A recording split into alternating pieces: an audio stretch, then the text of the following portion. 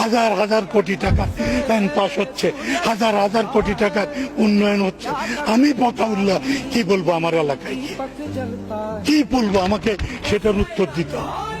তো সেই কারণে বলছি, আমি প্রধানমন্ত্রী আজকে উনি থাকলে ভালো হতো, ওনাকে বলছি আমি আগামী ডিসেম্বরের মধ্যে যদি এটার কোনো সদ্গতি না দেখি, I will go out from this parliament, আমি চলে যাব। কারণ এইরকম অপমান নেওয়া যায় না। 50,000 লোক ওই রাস্তা দিয়ে ক্রস করে প্রতিদিন, 50,000 লোক আমার মৃত মাকে গালি দেয়। আই উইল নট বিয়ার ইট, একদিনও বিয়ার করবে। আপনারা কিরকম সরকার চলছে? মন্ত্রীর কাছে বললাম যে আপনার সমস্ত কাগজপত্র ঢুকে, তো যিনি মন্ত্রী হবেন ওনার বাড়িতে কাজ নিয়ে যাবেন। তো আমরা কিসের জন্য এই পার্লামেন্ট? এই পার্লামেন্টে সেই জন্য বহুতবার বলেছি যে পার্লামেন্টের সদস্যদের মর্যাদাটা আপনি দেখেন।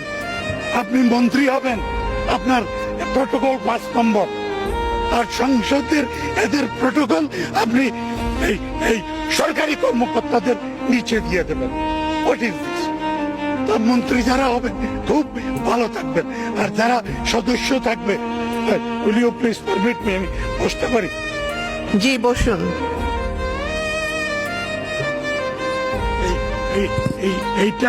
এইটা আপনি নিজে আপনাকেই বলেছি, আপনি এই ব্যাপারটার গভীরে যান। অশ্রদ্ধা যাদেরকে জানানো হয় সেই পার্লামেন্ট, আমি তো মনে করি বাজেটও পাশ করতে পারি। বাজেট পাশের আগে পার্লামেন্ট মেম্বারদের কাছে আসলেন, এরা সারা দেশে সাধারণ কর্মচারীদের সম্মানটা পায় কিনা সেটা আপনি খোঁজ করবেন। আরেকটা জিনিস আপনাকে বলি, এই কালো টাকার কথা আমি পরে বলবো। প্রকল্পের খরচ, এটা কি তামাশার দেশ পাইছেন? শুরু করবেন, প্রকল্পের খরচ 20,000 কোটি টাকা, সেই খরচ এখন পেতেছেন 1 লক্ষ কোটি, 1 লক্ষ কোটি টাকা। কি কারণে? কেন, কি কারণে করবেন এটা? এই যারা প্রজেক্ট বানায়, এই শালাদের, সরি, এটা আপনি এক্সপান্স করে দেন। এইদেরকে তো ধরে পিটানো উচিত। তো তুমি আমার দেশের টাকা নিয়ে তামাশা করো। আপনি 1500 মেগাওয়াট বিদ্যুৎ করবেন মাতার বাড়িতে, কোল ফায়ার, খরচ হলো 33,000 কোটি টাকা। আজকে আমি যদি জিজ্ঞেস করি, আপনি 1 লক্ষ কোটি টাকা দিয়ে 1500 মেগাওয়াটের ইয়ে কেন করতেছেন ওই যে পাবনার ইয়েতে, রূপপুরে? Who will pay this expenses? আপনি চাইলে সমস্ত কাগজ সাবমিট করব যে এগুলো কেন হচ্ছে। আপনি এক জায়গায় করছেন 33,000 কোটি দিয়ে, ওইখানে আপনি করছেন 1 লক্ষ কোটি টাকা দিয়ে। একটা ব্রিজের কাজ শুরু করে বলেন যে এটা 20,000 কোটি, এখন কত কোটি? মাননীয় স্পিকার, আপনার স্বাধীন চেতা মানব ব্যক্তি আছে এই পার্লামেন্টে, শুধু জি হুজুর বলার জন্য না, ইভেন ওয়ান ক্যান স্পিক। আমি সেদিন ওই বিএনপির এক নারী সংসদের কথা শুনছিলাম, spirited, that is very good, কিন্তু স্পিরিটের জন্য যেন ওই অতীতটা ভুলে না যান। সেই জন্য উনি বলছেন আমি দাঁড়াইলেই সবাই, না, আপনি দাঁড়াইলেই সবার হইচই না। রিপোর্টটা হলো, আমি 26শে মার্চ একদম প্রথম ব্যক্তি আপনার নেতা জিয়াউর রহমানকে আমি বোয়ালখালীর মাটিতে করেছিলাম, রিসিভ করেছিলাম, এবং জিয়াউর রহমান 26 তারিখ পুরো দিন বোয়ালখালী ছিল। এখানে আমার সেক্টর কমান্ডারও আছে, এখানে আমার সিনিয়র রাজনৈতিক নেতাও আছে, সারা দিন বোয়ালখালী। ওনার কাছে বলবো, কেউ যদি প্রমাণ করতে পারে জিয়াউর রহমান 26 তারিখ কর্ণফুলী ক্রস করেছে, তারপরও পার্লামেন্ট থেকে চলে যাব। এই সমস্ত জায়গাগুলোতে মিথ্যাচার করার দরকার। উনি গেছেন, উনি পড়েছেন 27 তারিখ। হ্যাঁ, আরেকটা জিনিস বলি মাননীয় স্পিকার, আপনার কাছে পাঠিয়ে দিচ্ছি। এইটা একটু দেখবেন। আমাদের এলাকায় ওই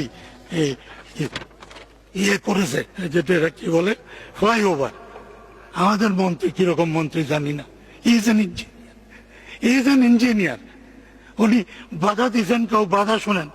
এই আপনার কাছে কাগজ পাঠাচ্ছি, আজাদি পত্রিকা লিখছে ফ্লাইওভারের উপরেও পানি, নিচেও পানি।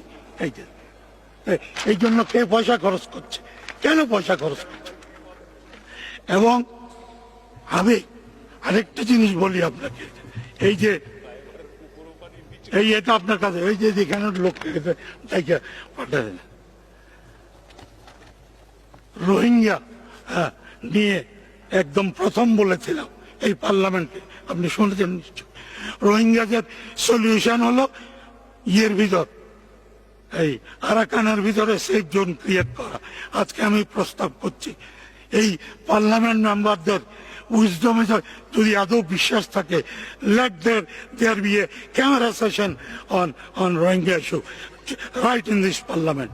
আমাদেরও কিছু কথা আছে, যদি দেখা যায় ওই সমস্ত কথা এই ব্যুরোক্রেটরা ডিসাইড করতেছে, ওই আমরা শুধু ভালো বেশ বেশ বেশ, এই পার্লামেন্ট থাকার দরকার নেই। একইভাবে বলতে চাই একটা ওয়ার্নিং হিসাবে, আমাদের দেশ কিন্তু রাইট অ্যাট দ্য মোমেন্ট কেমন জানি এই পার্লামেন্ট চলে না, কোর্ট ইজ ডিসাইডিং এভরিথিং। কোর্টের দুই বিচারক, এটা কি আবার এই ইয়ে হবে নাকি? এখানে তো বলতে পারি, ওইটাই পড়া দেখলাম, এই কোর্টের দুই বিচারক রায় দিয়ে দিল, এটা স্যাক্রোসেন্ট। এখানে 350 জন বহুত আলোচনা করতেছে, ওনারা মাঝে মাঝে আগেও বলছে আমরা অশিক্ষিত। আরে অশিক্ষিত হইতে পারে আপনার মতো ব্যারিস্টার, কিন্তু এতগুলো লোকের উইজডম বলে তো একটা কথা আছে। আর ওই এইটা একটু আপনাকে দেখাই, এটা আপনার অতি পরিচিত ইয়ে, এটাকে কি বলে, কনস্টিটিউশন। আমি মাননীয় স্পিকার, কথা বলার সমস্যা হচ্ছে, আমি ছেড়ে দিচ্ছি, একটা জায়গা পড়াই আপনাকে। এই